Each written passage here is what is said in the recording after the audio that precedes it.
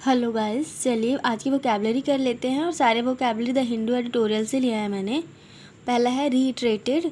Reiterated का मतलब होता है to repeat something in order to emphasize it. किसी बात पर जोर देने के लिए उसको बार बार रिपीट करना, बार बार दोहराना, उसे ही हम रीइटरेटेड कहते हैं। नेक्स्ट है इन टैंडम। यह एक फ्रेजल वर्ब है।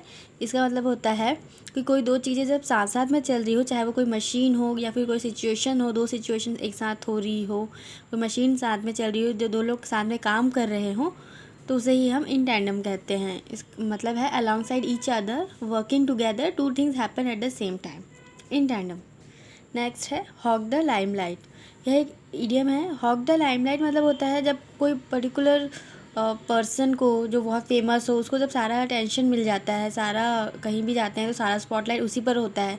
या कोई सिचुएशन चल रहा है, या एक साथ कई सिचुएशन चल रहे हैं, कई सारे न्यूज़ हो रहे हैं, मगर पर कोई एक न्यूज़ को पर्टिकुलरली ज़्यादा लाइमलाइट मिलता रहता है, सारे न्यूज़ चैनल पर एक ही न्यूज़ दिख रहा होता है, तो उस टाइप के सिचुएशन को हम कहते हैं हॉग द लाइमलाइट। जब सारा अटेंशन किसी एक पर्टिकुलर चीज़ को ही मिले, to get more attention then anything और anything else in a situation, ऐसे केस में हम हॉग द लाइमलाइट यूज़ करते हैं। नेक्स्ट है फ्रेटर्निटी।